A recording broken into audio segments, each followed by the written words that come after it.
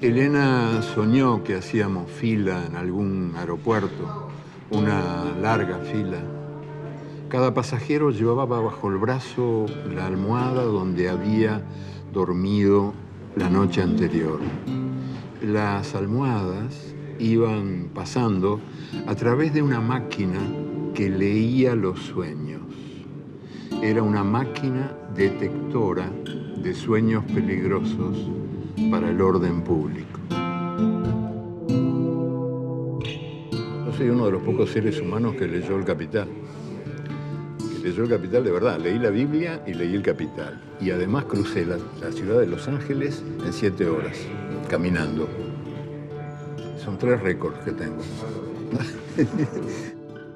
Allá en mi infancia yo estaba convencido de que a la luna iba a parar todo lo que en la Tierra se perdía. Pero los astronautas no han encontrado sueños peligrosos, ni promesas traicionadas, ni esperanzas rotas. Si no están en la luna, ¿dónde están? Lo de Los Ángeles es cierto. Yo estaba en la casa de un cantante muy bueno, Jackson Brown, que es muy amigo mío. Y entonces le dije, voy a caminar, voy a atravesar la ciudad. Se rió, creyó que era una broma, y la atravesé nomás. Atravesé Los Ángeles y llegué vivo. ¿Será que en la Tierra no se perdieron? ¿Será que en la Tierra se escondieron? ¿Será que en la Tierra están esperándonos?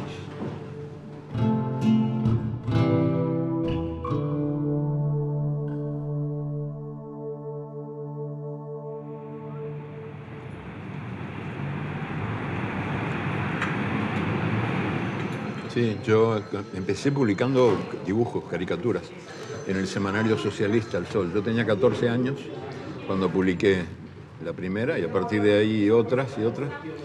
Y después empecé a escribir, pero bastante tiempo después. O sea, yo quería dibujar, quería ser dibujante. Y eso, de alguna manera, está vivo, esa intención, digamos, esa voluntad. Está todavía viva en lo que escribo, porque yo difícilmente puedo escribir algo si antes no lo veo. O sea, si yo no cierro los ojos así y lo veo, lo convierto en imágenes. No me refiero solo a historias, sino incluso ideas o cosas así conceptuales, digamos. Yo tengo que al cerrar los ojos verlas, ser capaz de verlas, encarnarlas, que tengan carne, que tengan hueso, que se muevan, que existan, que respiren. Si no, no me funciona.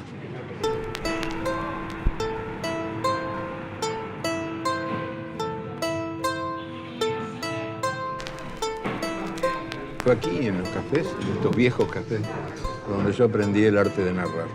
Y lo aprendí escuchando. Y escuchaba historias que en los cafés contaban maestros anónimos en el arte de narrar, que es el arte de lograr que una cosa que ocurrió vuelva a ocurrir cuando se cuenta. Y entonces este hombre contaba una historia imposible, porque era algo que tenía que ver, era una historia que había ocurrido en 1904, cuando las guerras civiles acá, las guerras gauchas, federales contra unitarios, digamos, ¿no? Los gauchos contra la ciudad. Y acá eran blancos y colorados, tenían las vinchas, la vincha blanca, que había sido azul, pero se desteñía y quedaba blanca, y la vincha colorada, que era lo que separaba a las fuerzas enemigas, lo que distinguía a las fuerzas enemigas. Y este hombre contaba que él había estado en un campo de batalla, lo que evidentemente era imposible por la edad, pero era un narrador, y por lo tanto, como buen narrador, por anónimo que fuera, sabía que el arte de escribir es el arte de mentir para decir la verdad, digamos. Uno miente para decir la verdad. Y entonces él mintió una historia que decía la verdad, porque era una bella historia. Él recorrió el campo de batalla, decía, y los que estábamos ahí los recorrimos con él, porque lo contó muy bien. Y entre los muertos había un muchacho muy joven, adolescente casi, con los brazos abiertos, así en cruz, que él decía que era un ángel, que él había encontrado un ángel muerto en la batalla. Y este ángel, este niño ángel, este joven guerrero, jovencísimo guerrero, tenía una vincha blanca teñida de sangre, donde había una inscripción atravesada por un tiro, por la bala que lo mató. Con trazos así muy elementales, la vincha decía, por la patria y por ella. Y la bala había entrado en la palabra ella. Yo escuché esa historia hace muchísimo tiempo, yo creo que hace como medio siglo o algo así. Y me quedó para siempre, como una lección. Así se narra. Así es como se cuenta una historia.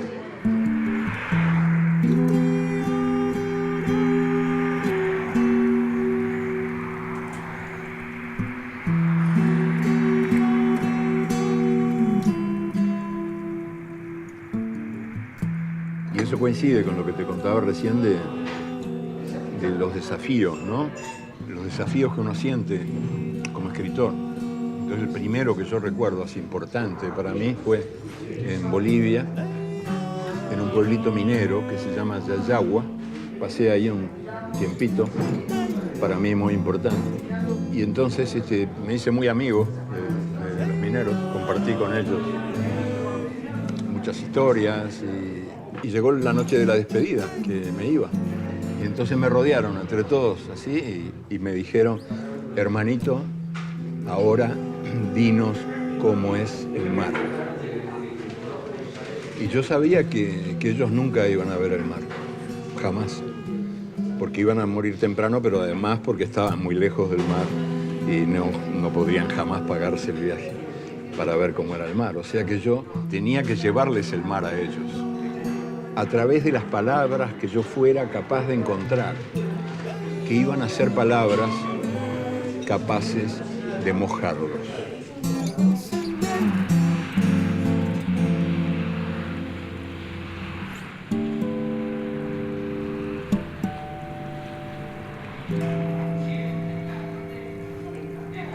No sé si las encontré o no, pero sí sé que ese fue el primer desafío importante que yo tuve en toda mi larga vida de escritor.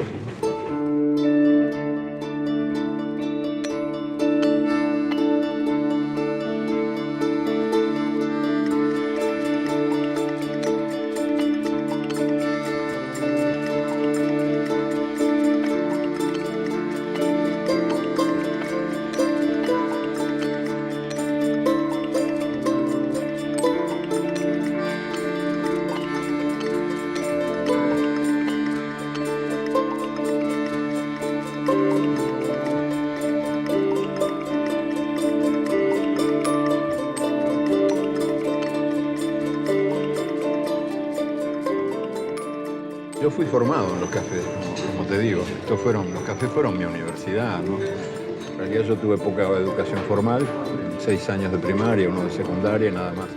Trabajé desde muy temprano y en los cafés me formé. Este es el más antiguo de todos los que quedaron vivos. Es el único que queda. Los otros fueron demolidos por lo que llaman la piqueta fatal del progreso, ¿no? Porque claro, estarse horas con un cafecito o algo no es rentable, entonces estos son lugares de algún modo condenados. Y es una pena, porque son lugares donde todavía hay gente dispuesta a perder el tiempo, ¿no?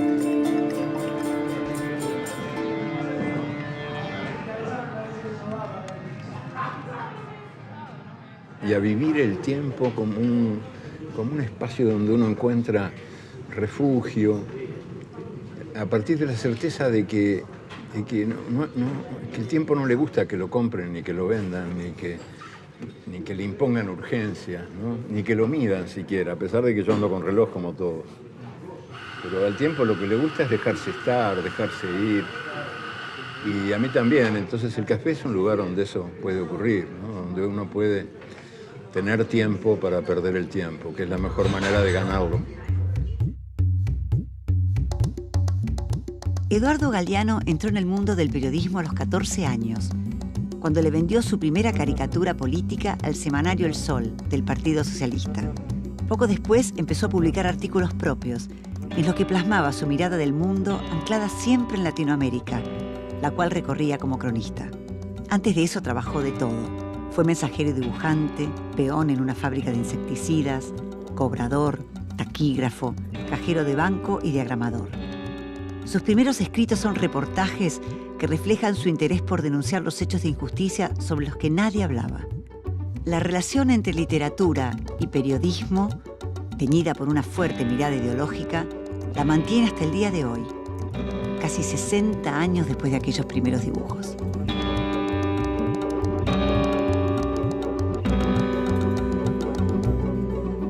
Yo tenía dos religiones cuando era chiquito y las dos intensísimas, el fútbol y la católica. Y entonces mi cama y la pared había un crucifijo rodeado de estrellas del fútbol. Y bueno, y ahí sigo, viste que el fútbol siguió siendo... Yo hasta escribí un libro de fútbol y todo. A mí me hubiera gustado ser jugador de fútbol, viste, en lugar de escritor. Lo que pasa es que era un patadura irremediable. Y entonces no tuve más remedio que hacer con la mano lo que con los pies no podía. Pero si hubiera podido hacerlo con los pies, me dedicaba a eso, estate seguro.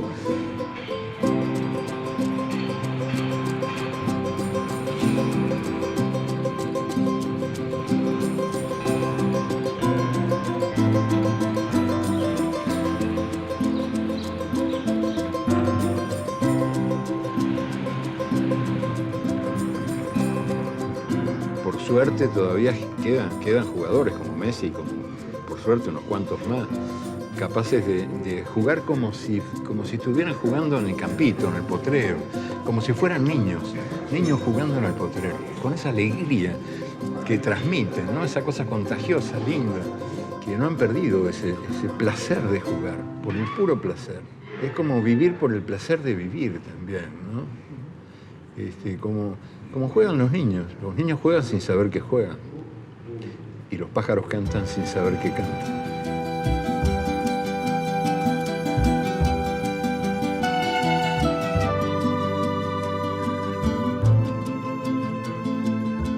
Marcha era un semanario que fue un semanario estupendo, dicen los entendidos que fue el mejor que se ha publicado jamás, el mejor periódico de la historia latinoamericana, con una concepción del periodismo independiente, muy debida en gran medida a su fundador y al que fue su director hasta el final, don Carlos Quijano, que creía en la independencia para pensar, para sentir, para vivir, y que nos inculcó a los que trabajábamos con él esa especie ¿cómo te diría?, de pasión de la independencia, de no dejarse mandar por nadie, ni subordinarse a nada, ¿no? Entonces era un semanario, un periódico que se hacía con poco dinero, pero don Carlos era muy exigente, teníamos que escribir mejor que los mejor pagados del periodismo comercial.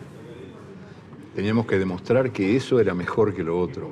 Yo me formé en gran medida con don Carlos en Marcha y después, de algún modo, con otro equipo de gente, en otra realidad en Buenos Aires, intenté hacer algo parecido con la revista Crisis, ¿no? Que en el fondo teníamos certezas muy parecidas a las que movían la mano de don Carlos, ¿no? Esa certeza de que la independencia valía la pena, de que había que defenderla hasta el final.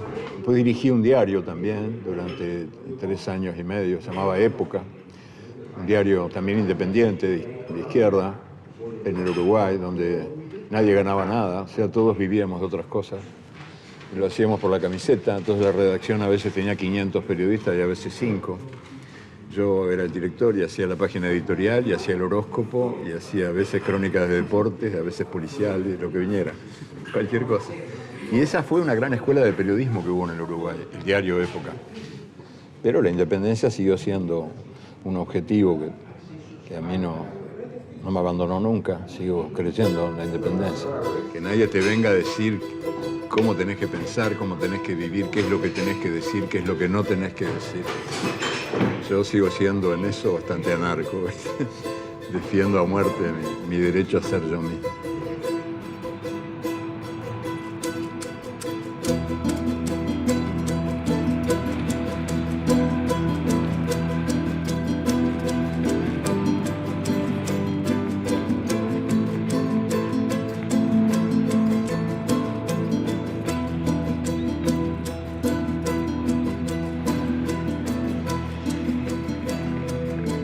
Cuando el golpe de Onganía, un programa de televisión se hizo en el Uruguay, un debate sobre el golpe.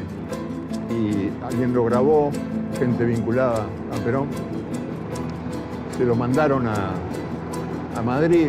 Entonces él dijo que si yo pasaba por ahí, que le gustaría que habláramos, así. Me mandó a buscar, fui a Puerta de Hierro y estuve ahí con él horas. Y en un momento yo le pregunté por qué no se mostraba más, que los peronistas querían, necesitaban palabras suyas, mensajes, que aclarara si volvía o no volvía, cuándo. Entonces él me escuchó y me dijo, me preguntó, ¿usted sabe de dónde viene el prestigio de Dios? Y entonces yo, que era un jovencito pedante, le di un curso de origen de las religiones. Y él me escuchó con tanta paciencia. Y al final me dice, no, mijo, Dios tiene prestigio porque se muestra poco. Y eso me quedó grabado para siempre, porque era una lección de alta política.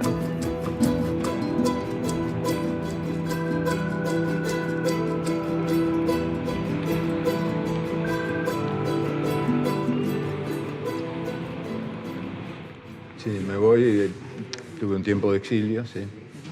Estuve preso un tiempito, poquito, por suerte.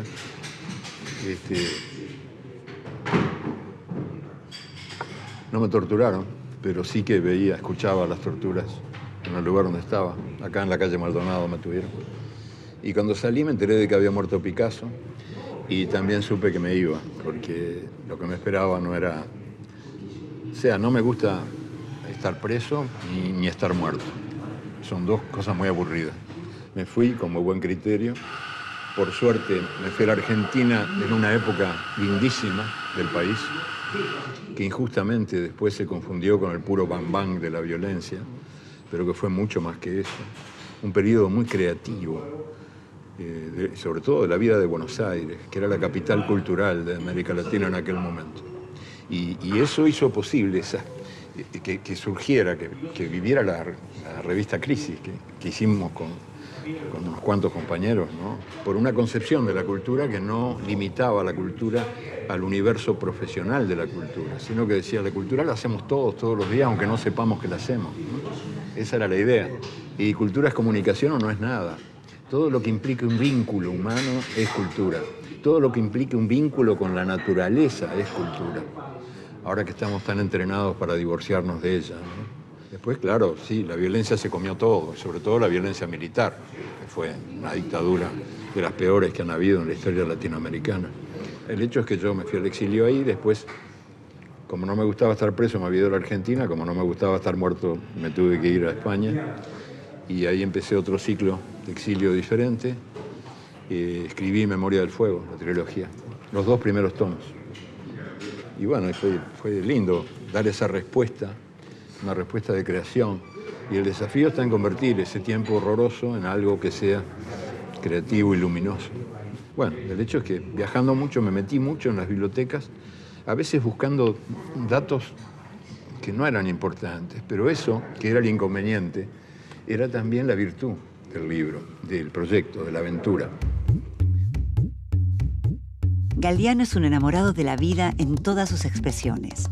Dijo alguna vez que el arco iris que más le gusta es el de la tierra, no el del cielo, y que este ha sido mutilado. Se han tapado colores hermosos, fuertes, llenos de vida.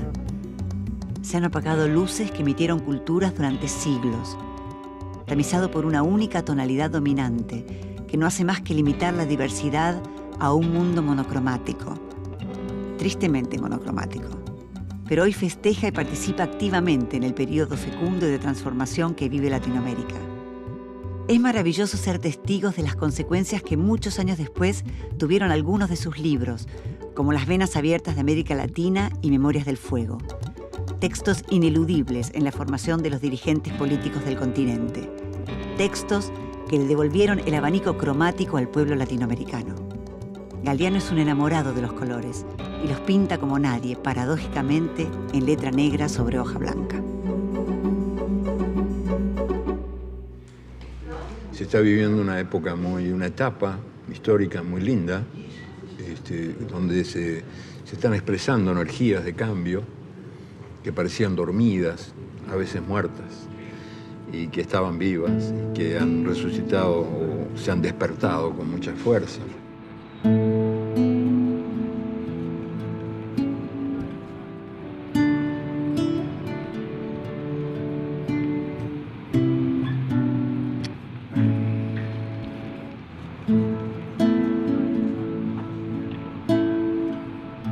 Se ha avanzado también bastante, te diría que mucho, en la recuperación de la dignidad nacional.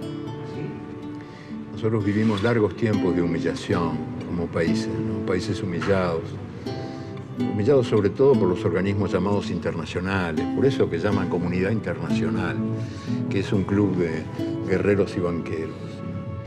Viviendo en Estados Unidos y era una entrevista con Amy. Sí. Claro, Amy Goodman. Sí. Te escuché pero cuando ella es una maravilla. Es impresionante. Yo la escucho casi todos los días. Es una heroína esa mujer. Sí, qué bárbara. Siempre desde acá y te escuché cuando hablaste de Obama, cuando él Sí, cuando lo acababan de elegir. Llamaron. Qué bárbaro este Obama, ¿no? Le dan el Nobel de la Paz y lo celebra con un discurso de homenaje a la guerra, está loco.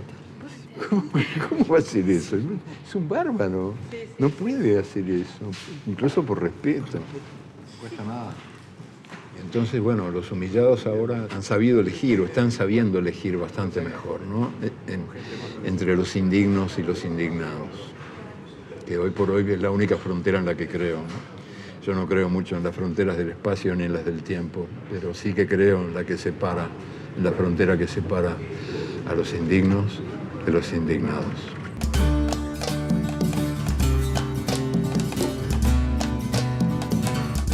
Los míos son mamarrachos, son sueños burocráticos.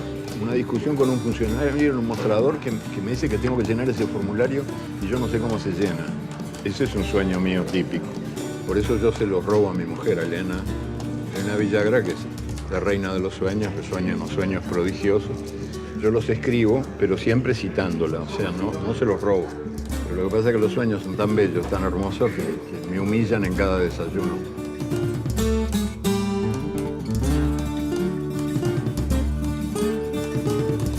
Yo soy caminante, sí, completamente. Yo camino la vida. Y por eso me gusta vivir en Montevideo, porque es una ciudad caminable. Me ayuda mucho a reconciliarme con el mundo, a recuperar la rota armonía con el mundo.